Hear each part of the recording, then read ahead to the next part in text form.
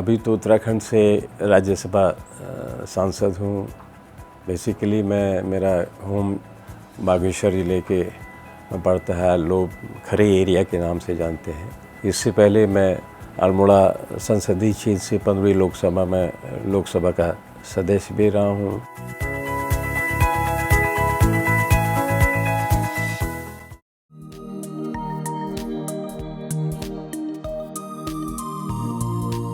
देखिए, मेरा जन्म पिथौरागढ़ शहर में हुआ। मेरे पिताजी पुलिस वालेस में कार्यरत थे। मूल गांव मेरा अब बागेश्वर जिले के लोब गांव में पड़ता है। हम माता पिता अब दोनों रहे नहीं। गुसाई राम जी मेरे फादर थे, पुलिस वालेस में रहे हैं। माँ मेरी घरेलू महिला थी। बहुत उस ज़माने में अर्ली एज में उनकी शादियाँ हो गई होंगी, तो अब दोनों खैर इस दुनिया में नहीं रहे। पार्वती मेरी माँ का नाम है। 2 बहनें हैं, 3 भाई हैं, जिसमें मैं सबसे बड़ा हूँ। मेरी शुरुआती शिक्षा गांव के अपने स्कूल में हुई और उसके बाद क्लास 2 से, क्योंकि फादर पुलिस वालेस में थे, सरकारी सेवा में थे, वो टिहरी में थे, तो क्लास 2 से मैं टिहरी चले गया था और वहीं पर से मैंने कक्षा 2 से लेकर 7 तक टिहरी से, जहाँ बहुत विशाल का बांध बन चुका, वो डूब चुका, इतिहास की वस्तु बन चुका है, वहाँ मैंने अपनी प्रारंभिक शिक्षा की। उसके बाद फादर का ट्रांसफ़र हुआ तो मुझे भी उनके साथ जाना पड़ा। हम परिवार फिर हम चमोली ज़िले के जोशीमठ में शिफ्ट हो गए। जोशीमठ से मैंने हाई स्कूल और इंटरमीडिएट की परीक्षा पास की। जैसे ही इंटरमीडिएट मैंने वहाँ से पढ़ाई की तो फादर का वहाँ से ट्रांसफ़र बरेली हो गया और उस समय मेरे लिए था कि अब मैं कहाँ जाऊँ शिक्षा के लिए। तो पहली बार मैं फिर अपने कुमाऊँ क्षेत्र में आया।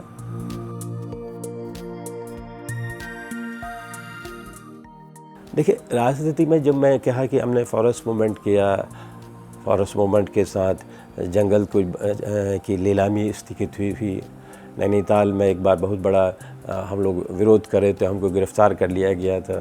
तो उस गिरफ़्तारी के बाद सरकार ने लोगों पर लाठियाँ चली, इवन गोलियाँ भी चलाने शुरू हुई और उससे उत्तर प्रदेश की राजनीति और भारत की राजनीति में जंगलों के प्रति एक नया बदलाव आया है। एक तरफ भारत सरकार में, दुनिया में ये बात चल रही थी कि पर्यावरण को बचाना चाहिए और हिमालय से ये एक जो बड़ी लड़ाई के मूवमेंट में, इसने पूरे अल्मोड़ा नहीं, पूरे उत्तराखंड की और देश के राजनीति को प्रभावित करना शुरू किया। हमने सरकारों के खिलाफ भी विद्रोह किया।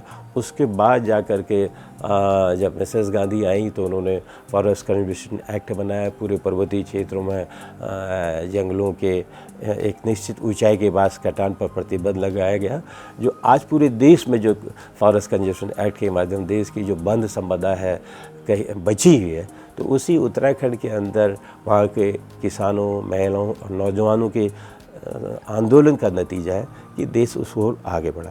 और जब मैं इस दौर में था, मैं किसी राजनीतिक दल से जुड़ा हुआ नहीं था, लेकिन एक विचार से जुड़ा हुआ था जो वामपंथ के ज़्यादा नज़दीक थे। और उसी दौर में कांग्रेस कमज़ोर हो रही थी। उसी दौर में इस देश के अंदर जो कम्युनल कास्ट आंदोलन, राम मंदिर का, हिंदुत्व का आंदोलन भी आगे बढ़ रहा था और ये मुझे खतरा लग रहा। मेरी जो ट्रेडिशन थी, मेरी जो वैचारिक पृष्ठभूमि थी, मुझको लगा कि ये धर्म का उपयोग राजनीतिक में किया जा रहा है, ये हमारे जो डेमोक्रेटिक ताना बाना है, जो सेकुलर कंसेप्ट है, ये अगर ये मजबूत ताकतें मजबूत हुई तो ये देश का जो लोकतंत्र है, जिसमें हम प्रोटेस्ट भी कर पा रहे हैं, इस पर क्या कहते हैं संकट आ सकता है। देखिए, चैलेंज, चुनौतियों को मनुष्य का समाज है, स्वभाव है। मैं शुरू के दौर से ही चुनौतियाँ के दौर में रहा। मैं अगर बंद आंदोलन में रहा तो उस समय हम किसी राजनीतिक दल की बात सत्ता से हम लोग टकरा गए। एक बार हरीश राव जी, हमारे कांग्रेस बड़ी सीनियर लीडर, से कहा भी कि आपको क्या पता है कि मैं इस प्रदीप को कैसे यहाँ तक लाया हूँ। ये तो हमारे से ही प्रश्न उठाते थे, हमारे उसमें थे। तो अलग अलग चुनौतियों को, जब आरक्षण विरोधी आंदोलन चला, बहुत से लोगों ने, मैं उस राज्य के आंदोलन से वहाँ पीछे हट गया, लोगों ने कहा इनका राजनीतिक वजूद नहीं रहेगा, अभी कहाँ जाएंगे। लेकिन मैंने एक हमेशा लगा, अगर आप न्याय की पथ में हैं, आपको लगता है कि आप जो सोचें वो राइट है, आप आइसोलेशन में भी चले जाओ, आप अकेले भी पड़ जाओ, तो अपने रास्ते पे चले जाओ।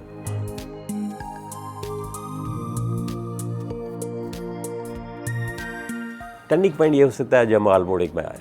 मैं जब विद्यार्थी था, प्रारंभिक में, हाई स्कूल, इंटर में पढ़ने में ठीक ठाक था, लोग कहते थे अच्छा है।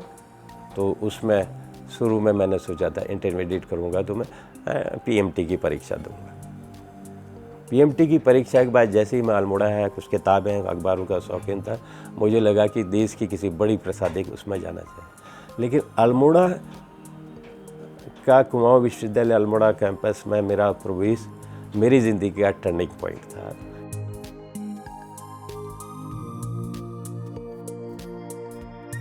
देखिए, उस समय 2-3 ही चीज़ों में हमारा सबसे हम साथ जुड़े, जो विद्यार्थी रहते हुए जो सामाजिक प्रोटेस्ट में आए। हमने ग्रामोत्थान संगठन बनाया, हमने पर्वतीय युवा मोर्चा बनाया। जो हमारे सीनियर साथी थे, उन लोगों ने कहा कि पर्वतीय क्षेत्र का नौजवान शहरों में आ रहा है, शिक्षा ग्रहण कर रहा है, लेकिन रोज़गार के अवसर नहीं मिल रहे हैं यहाँ पर। उस समय वनों का कटान बहुत बड़ी तादाद में होता था। हर साल वहाँ के चीड़ों का, वनों को आज से एक स्टार पेमल मिल रही थी, उसको मिल जाता था। और दूसरी हर बरसात में कहीं ना कहीं संकट था, बारिश हो रही थी, स्लाइड हो रहा था, लोग मर रहे थे। गांव में जाए गए तो गांव में पीने का पानी बहुत दिक्कत होता, लोग, महिलाएं कहते थे अब हर साल वो पानी दूर हो जा रहा है, तो पानी को के लिए उनका संघर्ष है। लकड़ी बीनने का जो संघर्ष है, जंगल दूर होते जा रहे हैं, तरह तरह की अड़चनें भी आ रही हैं। तो उसने हमको पहली बार है कि जो पर्वतीय जंगल है, यहाँ की जो बड़ी संपदा है, जो यहाँ के किसानों के लिए, आम जनों के लिए बहुत मूल्यवर्ध हो रहे हैं, ये इनके काम नहीं आ रही है, इसका कमर्शियल उपयोग हो रहा है। तो उसी समय से हम लोग जंगल बचाओ के नारे में, वन बचाओ के नारे में हम जुटे। नैनीताल में प्रोटेस्ट हुआ।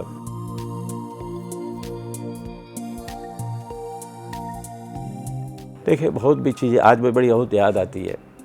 आज इस सरकार ने, उत्तराखंड की सरकार ने, वो कन्याधन योजना है जिसका नाम गौरा देवी, इसकी भी बड़ी कहानी है। मैं एक दिन तिवारी जी के पास गया। भारत सरकार की जो अनुसूचित जनजातियों के लिए एक प्लान बजट का अलग से पैसा खर्च होता था। उसमें मैं पढ़ने का शौकीन था, तो उस गाइडलाइंस में जो प्लानिंग कमीशन है उसमें था कि 25,000 रुपये अनुसूचित जाति के बच्चों के लिए, बेटियों के लिए, अगर वो 12 पास करें दे सकती हैं। मैं उसको ले करके तिवारी जी के पास पहुंचा, और जैसे ही तिवारी जी के पास पहुंचा तो उन्होंने कहा ठीक है, उन्होंने उसको स्वीकृत किया। उसके बाद ये हुआ कि 4-5 महीने उत्तर प्रदेश की सरकार ने एक अपनी उपलब्धियों का अखबारों में बिखान लगाया। टाइम्स में मैंने देखा तो उन्होंने कहा यहाँ तो 20,000 कन्यादान मिलता सभी जातियों के लिए। फिर मैं मुख्यमंत्री के पास गया, मैंने कहा साहब वहाँ तो सबको मिल रहा है, हमारे वहाँ नहीं मिल रहा है, यहाँ सिर्फ SC ST को मिल रहा है, वहाँ 20,000 मिल रहा था। मैं तिवारी जी का आभारी हूँ।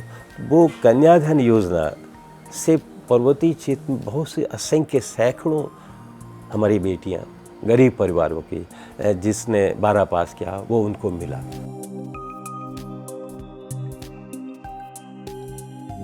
मैं समझता हूँ कि सबसे ज़्यादा जो वर्तमान में है इस समय इस देश में जो राजनीतिक संकट आया है, जो मुझे लगता है कि कभी कभी भारतीय सभ्यता के भी संकट, तो 2 लोगों की उपयोगिता में बहुत हिंदुस्तान के संदर्भ में तो नेहरू और डॉक्टर अम्बेडकर है। नेहरू और डॉक्टर अम्बेडकर को मैं इसलिए आधुनिक रूप में देखता हूँ, मैं कहता भी हूँ लोगों से, इतिहास की इससे बड़ी पहेली मेरे लिए कहीं नहीं है कि ये दोनों व्यक्ति गांधी जी को चुनौती देते आए। नेहरू कांग्रेस के अंदर भी रहे, लेकिन गांधी जी के बहुत से जो ग्रामीण भारत के कंसेप्ट पर था, हमेशा अपनी विरोध रहा, चुनौती दी। और दूसरा डॉक्टर अम्बेडकर। मैं सोचता हूँ जीवन को हमको सकारात्मक नज़रिए से देखना चाहिए। जीवन में तमाम तरह की विसंगतियाँ भी हैं, तमाम तरह की असमानताएँ हैं, तमाम तरह की चुनौतियाँ भी हैं। मनुष्य को चुनौती का मुकाबला खुद करना चाहिए। मैं महात्मा बुद्ध के उन चीज़ों से हूँ कि आप ही अपने दीपक हो, आप खुद अपने दीपक हो, अपने खुश भविष्य के नियंता हो। तो जीवन को निराशा की जगह हमको आशा की रूप में देखना चाहिए। और आज के दौर में मैं ज़रूर इस बात कहूँ कि संस्कृति कोई ठहराव वाली नहीं थी।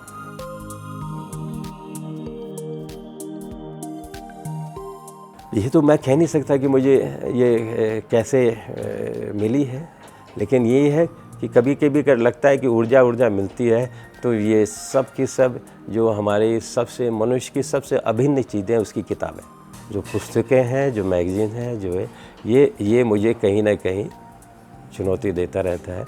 नई तरह से देश को देखने की, दुनिया को देखने की चुनौतियाँ आ रही है।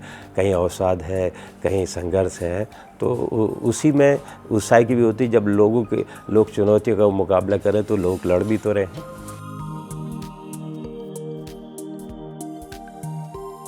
मेरे लाइफ में तो मेरी पत्नी का ये सब कुछ रोल है।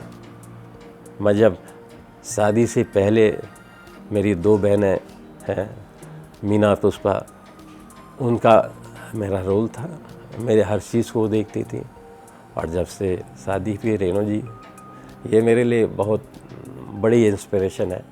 अगर ये ना होती, हो सकता मैं यहाँ भी ना होता। मैं कैसे अपने जीवन को चलाता मुझे भी नहीं मालूम। तो रेणु जी तो मेरे लिए एक किस्म से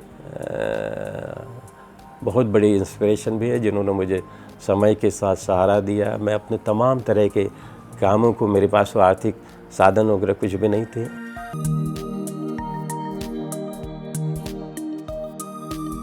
शुरू से ही मुझे ट्रैवलिंग का शौक़ है।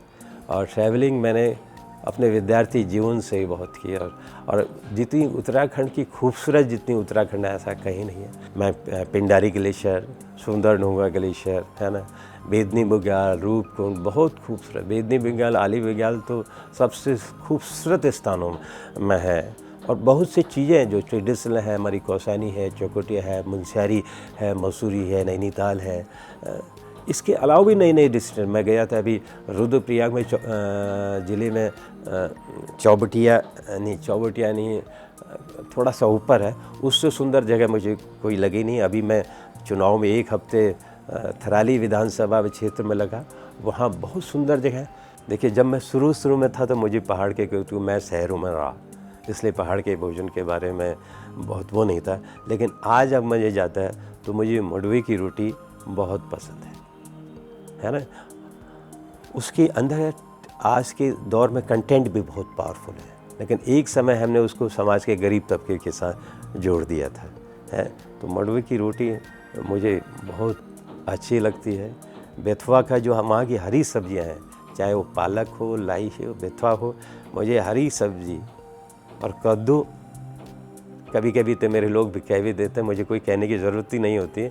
एक मित्र में तो मेरी पत्नी से शिकायत भी करनी, इनके साथ चुनाव में गए, इन्होंने हमको सिर्फ कद्दू के अलावा कुछ भी नहीं खिलाया।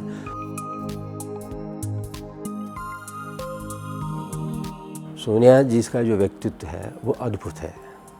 देखिए, एक देश दूसरे देश से आकर भारत में आना, और भारत के समय उन्होंने उस दौर में संकट संभाला जब लोग लग भी आ रहा था कि कांग्रेस का अस्तित्व रहेगा नहीं रहेगा। गांधी नेहरू परिवार का इस देश के राजनीति में बहुत बड़ा स्थान है।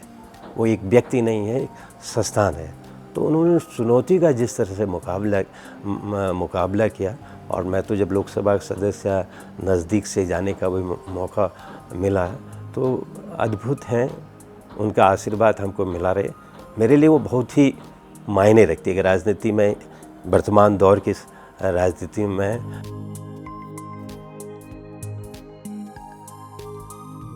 देखिए, मैं वैसे बहुत स्पिरिचुअल व्यक्ति कभी नहीं रहा हूँ, लेकिन स्पिरिचुअल को अगर बड़े रूप में नहीं, मैं जैसे ईश्वर पर बहुत ज़्यादा विश्वास नहीं करता हूँ, लेकिन मैं कहता हूँ कि आस्तिक, कोई आप मुझसे पूछे कि आप नास्तिक हो आस्तिक हो, तो मुझे लगता है कि आस्था तो सबसे बड़ी चीज़ है, लेकिन आस्था किस में हो, अगर हम इस रूप में देखें, अगर स्पिरिचुअलिज्म आज में देखा है कि दुनिया किसी एक ने बनाई है, तो जिसने एक दुनिया बनाई है तो डिफरेंस क्यों?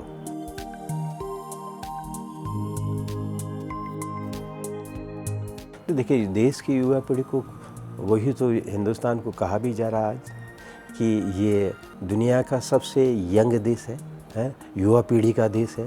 तो हमारी युवा पीढ़ी को इस देश पर, इस बात पर, चाहे शिक्षा की सीट पर, एंटरप्रेन्योर की सोच पर, भारत क्यों नहीं दुनिया के रूप में आ पा रहा है। हम और दोनों, भारत और चीन एक साथ लगभग नए रूप में आए। चीन, भारत आज़ाद 47 में हुआ, चाइना 1949 में पुराने फ्यूडल सिस्टम के रूप में एक नए देश को बना।